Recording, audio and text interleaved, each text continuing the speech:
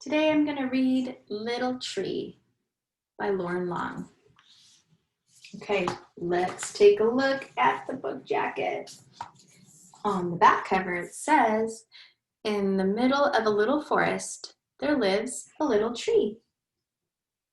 And it is so little right there, surrounded by the big trees. Let's take a look at the book jacket. And it looks so different. The book jacket is white, but the actual book is like a brown color. It's like a nice fall color. Sometimes this color is called burnt sienna.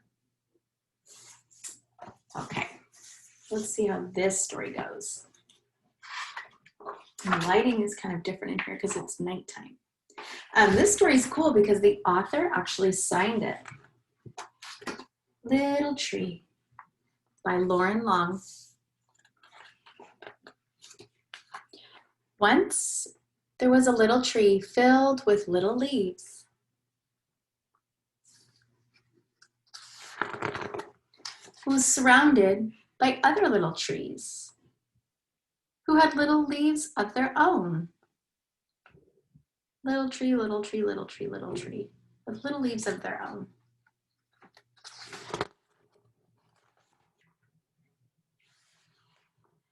In the heat of long summer days, Little Tree's leaves kept him cool. The squirrels would climb up on his branches to play.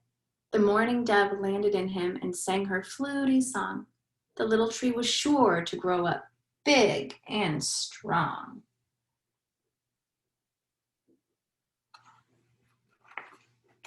With her green-leaved self. Autumn arrived, and autumn is another word for fall. So autumn arrived, and cool winds filled the air. The wind tickled the little tree as it passed through his branches and ruffled his leaves. The air grew cold, and the leaves on all of the trees changed color, becoming yellow, red, and orange.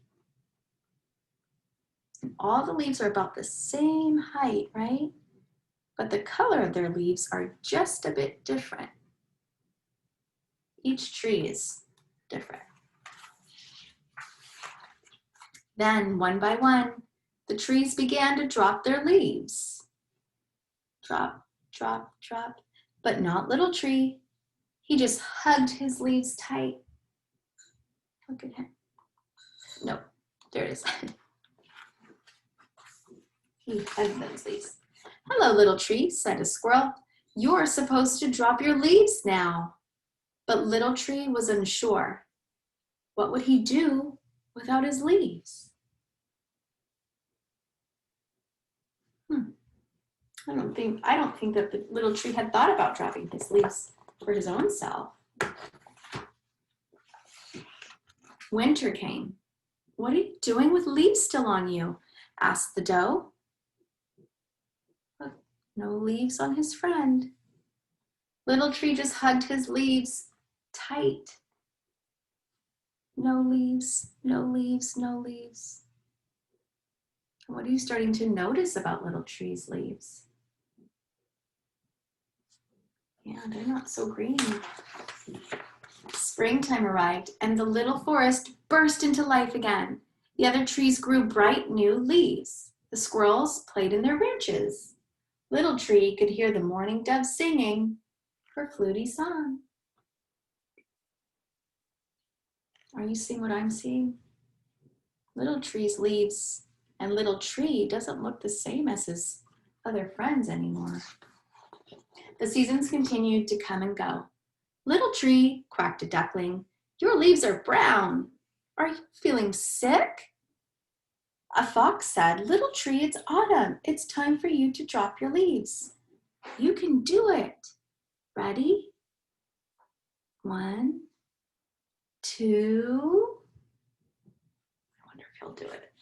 He sure does not feel ready to drop those leaves. But Little Tree just hugged his leaves tight,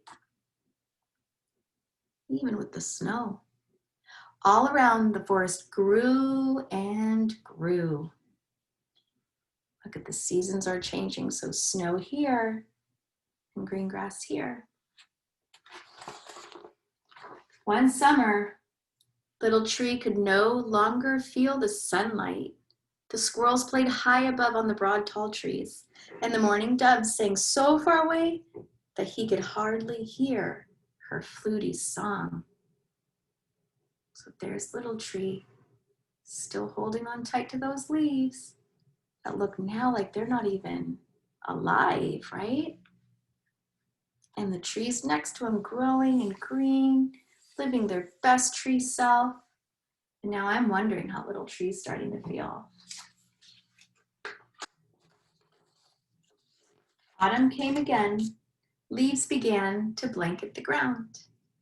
So there they are, dropping their leaves again, doing what trees do.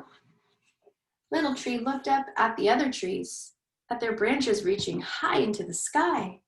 And he remembered when the trees had all been his size. You see their branches reaching high up into the sky. And the little tree's having a memory. He's like, oh, one time ago, we were all the same. We were on the same page. The little tree made the choice to stop growing, right? It's my favorite page. I'm going to read this again. He remembered when the trees had all been his size. And that memory. And then he let go. He did it. That was so brave of little tree. He just let go of his leaves. Took a little chance, didn't he? Because he was really afraid to do that for a long, long time. So many seasons went by. As his last leaf floated to the ground for the first time, little tree felt the harsh cold of the winter. Oh boy, so he was finally brave to just take a risk and do it. Let those leaves go, and then he was like, oh, it's so cold without my leaves. Let's see if he lasts, because he sure can't pick them up. But in time, look, with time, leaves grew back. Green leaves. Oh, and look, maybe even taller. But in time, these pages stick together. Something happened. Look, the leaves grew. The leaves fell with the season. No leaves at all. The animals are all looking up like, you're doing it, you're doing it.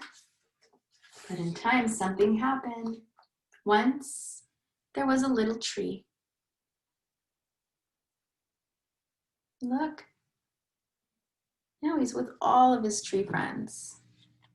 Strong and green and living his best tree life. The end. I like that book, Little Tree, because it reminds me of how we have to be in our lives, right? No matter what's going on. Sometimes we have to take risks, and we have to be so brave and so strong and be willing to say, you know what, I'm just going to let go of this thing that's stopping me from being my very best version of myself and move on. Thanks for listening.